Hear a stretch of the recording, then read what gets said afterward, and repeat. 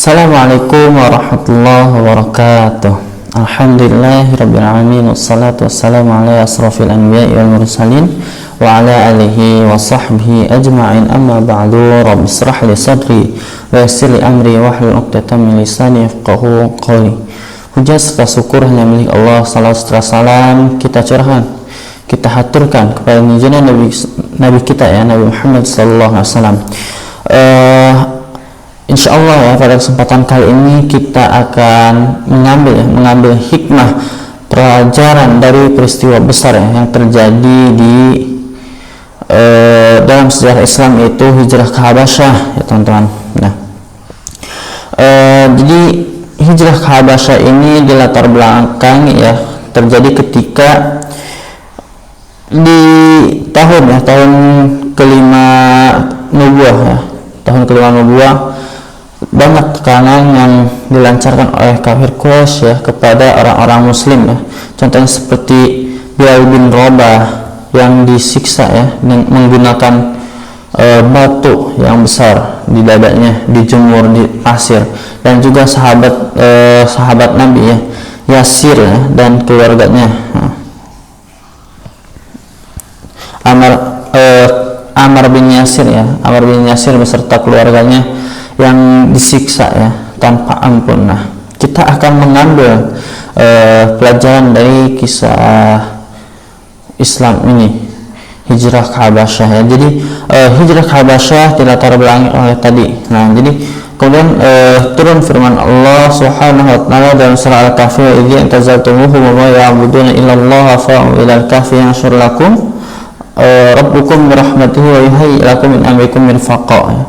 Dan apabila kalian meninggalkan mereka ya, dan apa yang mereka sembah selain Allah, maka carilah tempat berlindung ke dalam gua itu, niscaya Rabb kalian akan melimpahkan sebagian rahmatnya kepada kalian dan menyediakan sesuatu yang berguna bagi kalian dalam urusan kalian. Nah, ini ayat ini menceritakan ya kisah 7 pemuda yang hijrah ke dalam sebuah gua yang dimana sebelumnya tempat tinggalnya terdapat kekufuran ya. Mereka untuk menghindari terganggunya iman, maka mereka hijrah ke dalam gua. Nah, kemudian selain itu yang menguatkan untuk hijrah itu ada dalam surah Az-Zumar ayat 10, lilladzina ahsanu fi hadhihi dunya hasanah wa ardullahi wasi'atuh innama yuwaffa sabiru ajrahum bighairi hisab. Orang-orang yang berbuat baik di dunia ini memperoleh kebaikan, dan bumi Allah itu adalah luas, sesungguhnya hanya orang-orang yang bersabar yang dicukupkan pahala mereka tanpa batas. Quran surah Az-Zumar ayat 10. Jadi pada bulan Rajab tahun kelima di nubuah ya, sekelompok sahabat hijrah pertama kali ke Habasyah ya. Ini terdiri dari yang pertama hijrah ya, nanti akan terbagi menjadi 2 kelompok yang hijrah. Nah, ada 12 orang laki-laki dan 4 orang wanita ya, yang dipimpin oleh Utsman bin Affan. Nah, rombongan Utsman bin Affan ya, mereka jalan mengendap-endap ya di tengah malam untuk hijrah ini, sehingga mereka sampai di pelabuhan Syaiban ya, dan datang kedua kapal hingga mereka bisa hijrah ke Habasyah. Nah, kemudian hijrahnya mereka terdengar oleh orang-orang kafir Quraisy ya tentunya, dan itu mereka berusaha mengejar, namun ternyata tidak berhasil ya, karena sudah pergi duluan, udah jalan duluan. Nah, kemudian selanjutnya pada suatu masa di tahun yang sama Rasulullah SAW mendatangi ya sekelompok tokoh yang sedang berkumpul ya. Kemudian Rasulullah SAW membacakan surah An-Najm ya, yang membuat mereka menangis ya. Mereka itu tokoh-tokohnya ya, tokoh-tokoh besar kaum Quraisy ya, menangis mereka karena mereka tidak pernah mendengar ya bacaan atau lantunan yang begitu suci dan begitu mulia dan begitu menyentuh hati ya, sehingga mereka terketuk telinganya dan membuat mereka menangis. Nah, setelah itu ketika sampai bacaan Rasulullah SAW di surah An-Najm ayat 62, fasjudu lillahi wa'budu, ya, maka bersujudlah kepada Allah, ya, dan sembahlah Dia. Nah, maka orang-orang kafir Quraisy itu bersujud, ya, bersujud. Nah, kemudian di situ terjadilah sebuah peristiwa yang dimana orang-orang yang bersujud, yang tidak bersujud, mereka menertawakan orang-orang yang bersujud itu, ya, karena orang bersujud itu merasa tersentuh, ya, atas bacaan Rasulullah SAW, ya, sehingga mereka tidak mampu menahan diri untuk bersujud. Nah, kemudian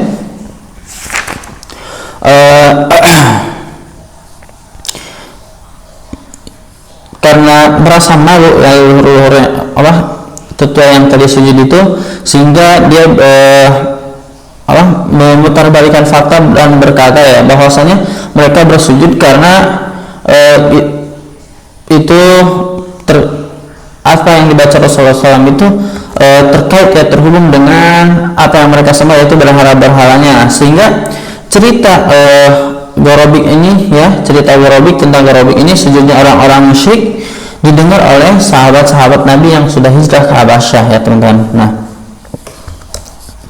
yang sudah hijrah ke Habasyah, dan maka dari itu sahabat Nabi yang hijrah ini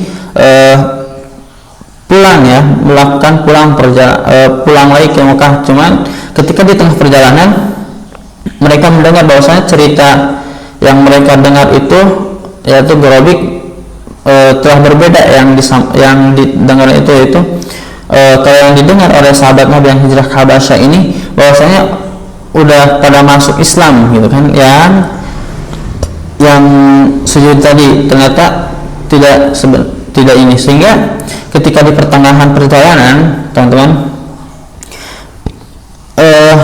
ada sahabat yang kembali lagi ke Habasyah, ada juga sahabat yang tetap melanjutkan untuk pulang. Nah,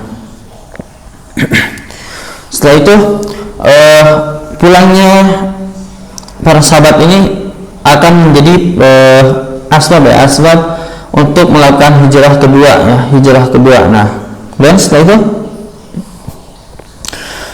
pulangnya para sahabat ini, maka siksaan kepada umat muslim itu menjadi semakin berat, ya, sehingga dilakukan hijrah untuk yang kedua kalinya. Nah, untuk jumlahnya itu terdapat 83 orang laki-laki dan 18 atau 19 wanita, ya.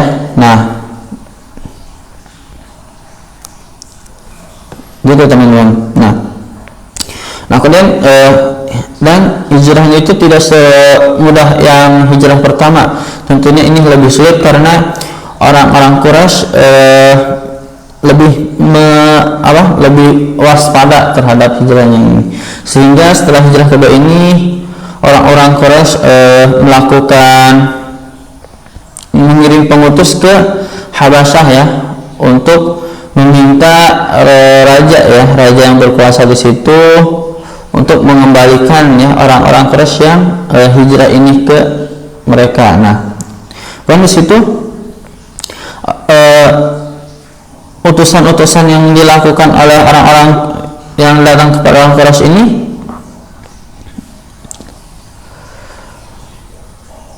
menghasut uskup-uskupnya Raja Najasyi, ya, sehingga di situ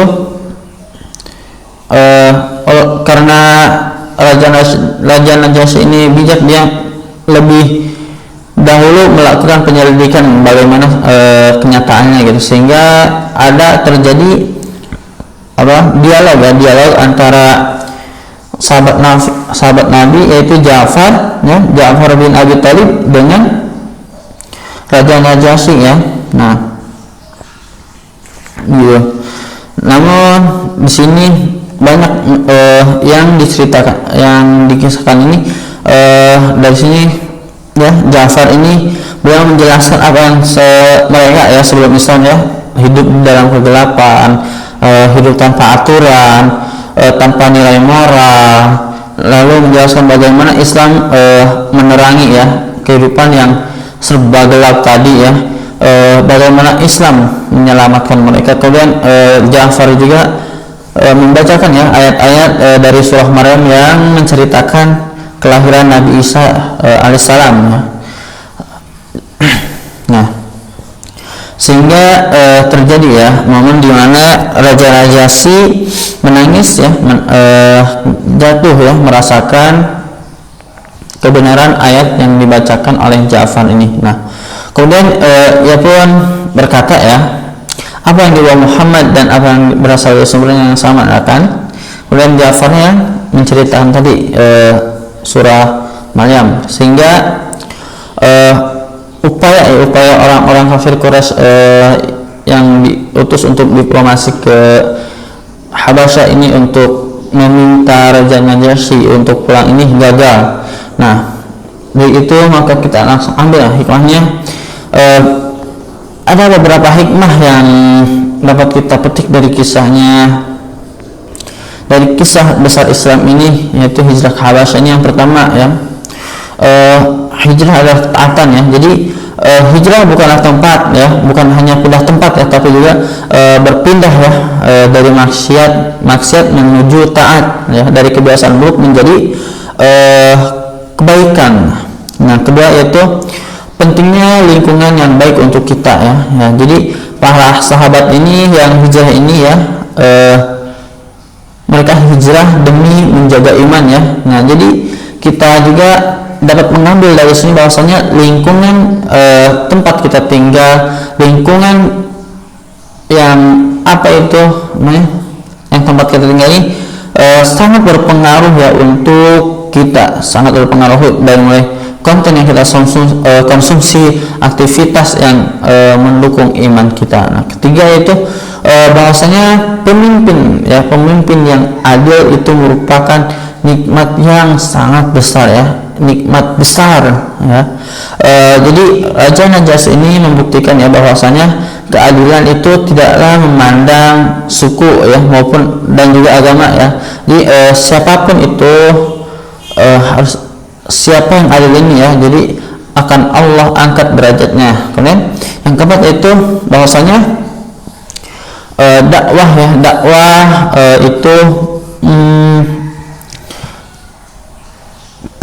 perlu yang namanya sebuah kesabaran ya. Jadi para sahabat ini mencicipi ya pahit manisnya ya, gitu kan, pahit manisnya dunia dakwah ya sebelum datangnya pertolongan Allah Subhanahu wa taala. Kemudian yang kelima ya, bahwasanya